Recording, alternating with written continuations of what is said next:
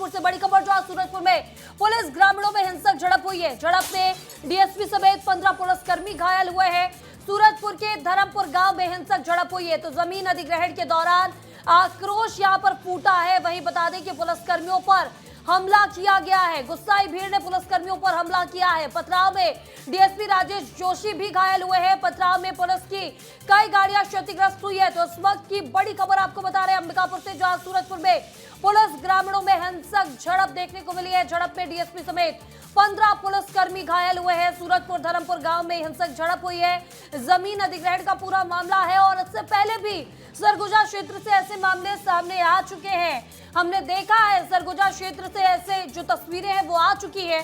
और एक बार फिर सूरजपुर के धर्मपुर गांव में भूमि अधिग्रहण के लिए भारी संख्या में पुलिस बल को भेजा गया था और पुलिस कर्मियों को देखकर ग्रामीणों का गुस्सा फूट पड़ा। उन्होंने हमला कर दिया और हमले में डीएसपी राजेश जोशी समेत 15 पुलिसकर्मी घायल हुए हैं, जिनका नजदीकी अस्पताल में इलाज जारी है। ग्रामीणों के हमले से पुलिस बल में अफरा तफरी मची हुई है। जान बचाने के लिए पुलिसकर्मी इधर उधर भागते नजर आए और गिरने से कई पुलिसकर्मियों को गंभीर चोटें भी लगी है। स्थिति को नियंत्रण करने के लिए अतिरिक्त सुरक्षा बलों की तैनाती की गई और पुलिस ने बताया कि वो कुछ आरोपियों को गिरफ्तार करने गांव पहुंचे थे, तभी ग्रामीणों ने उन पर हमला कर दिया। ग्रामीणों का कहना है कि पुलिस कोयला कंपनी को जमीन दिलाने आई थी, इसलिए विरोध किया गया है। हमारे सहयोगी दिलीप जायसवाल ने मौके का जायजा लिया, आपको दिखा देते हैं।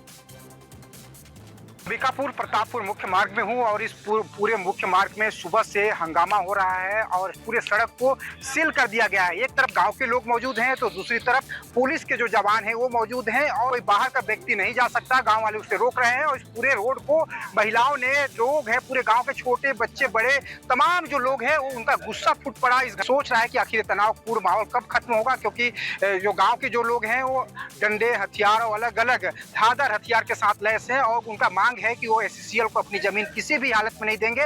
माना जा रहा है कि पुलिस के जो अधिकारी हैं, जो सूरजपुर जिले के जो कलेक्टर हैं, इस पूरे मामले को देख रहे हैं और शांतिपूर्ण स्थिति किसी तरीके से बनाने की कोशिश यहाँ पर की जा रही है। दिलीप जायसवाल, सूरजपुर। और उधर ग्रामीण और पुलिस के बीच हुए झड़प में घायल पुलिसकर्मियों को अंबिकापुर के मेडिकल कॉलेज अस्पताल में भर्ती कराया गया है, जहां घायल पुलिसकर्मियों का इलाज जारी है। तो वहीं एडिशनल एसपी योगेश कुमार देवांगन ने विस्तार न्यूज से खास बातचीत में कहा कि पुलिस की टीम आरोपियों को गिरफ्तार करने पहुंची थी। आरोपियों की गिरफ्तारी के दौरान ग्रामीण उग्र हो गए और हमला कर दिया गया, जिसमें कई पुलिस वाले घायल भी हुए हैं। हमारी टीम जो है आरोपियों के घर गई थी, जिसमें हत्या की प्रयास के भी आरोपी है जो है, वहीं पर से उनका उग्र व्यवहार शुरू हो गया। ग्रामीणों के उग्र व्यवहार से जो है हमारा काम नहीं हो पाया।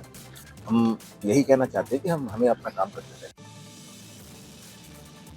और इस खबर पर ज्यादा जानकारी के साथ ग्राउंड जीरो से हमारे सहयोगी दिलीप जायसवाल हमारे साथ जुड़ चुके हैं।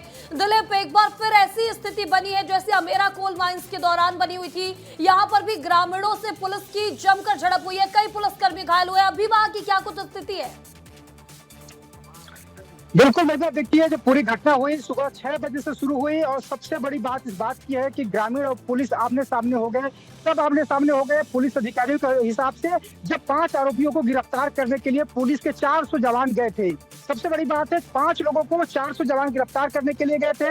10 यात्री बसों को लिया गया था, निजी कंपनी की जो ट्रांसपोर्ट कंपनियां हैं उनकी बसों को लिया गया था, लेकिन इन बसों को हायर पुलिस ने नहीं किया था, एससीसीएल ने हायर किया था। जैसा कि जो बस के जो ड्राइवर हैं घटना के बाद वो भागे इधर उधर, उन्होंने हमें बातचीत में बताया है, ऑन कैमरा बताया है कि उन्हें एससीसीएल के माध्यम से उनकी कंपनी के बसों को यहाँ पर बुक किया गया था, किराए में अधिग्रहण किया गया था और उन्हें कहा गया था कि आप पुलिस के जो जवान हैं उनको लेकर गाँव में जाएंगे। तो सवाल इस बात का है कि आरोपियों को अगर गिरफ्तार करना है, 5 आरोपी जिनके खिलाफ पुलिस ने एफआईआर दर्ज किया हुआ है, तो फिर पुलिस की जो टीम है एससीसीएल के सहारे गांव तक क्यों पहुंच रही है? और ये कहीं ना कहीं यही बड़ा वजह है कि गांव वाले गुस्से में हैं। गांव वाले एससीसीएल को अपनी जमीन नहीं देना चाहते हैं। और कुल मिलाकर अभी की जो स्थिति है, आपको तस्वीर दिखाऊंगा।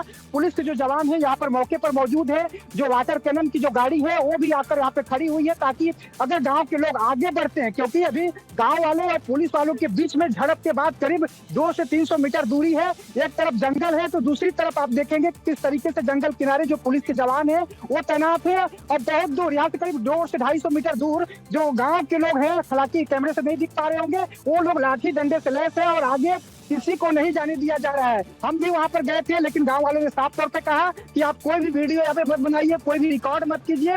और सबसे बड़ी बात है कि वहाँ पे जो पुलिस की गाड़ियां हैं उनको भी उन्होंने क्षतिग्रस्त कर दिया है। जो ये इलाका आता है प्रतापपुर थाना क्षेत्र है, यहाँ की जो टीआई की जो गाड़ी है, जो बुलेरो है, उसको बुरी तरीके से तोड़ फोड़ दिया गया है। लाठी डंडे से पूरी तरीके से गाड़ी को ध्वस्त कर दिया गया है।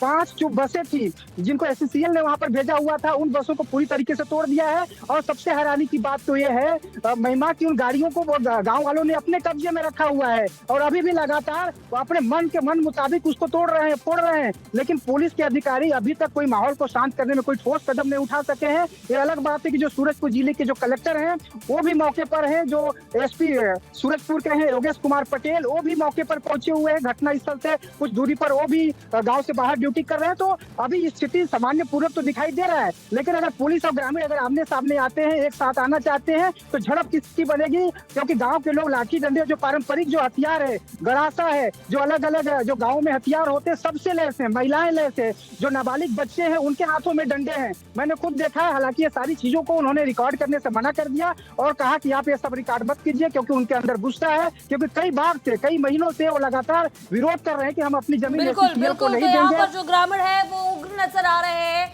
इस तमाम जानकारी के लिए आपका बहुत बहुत शुक्रिया दिलीप।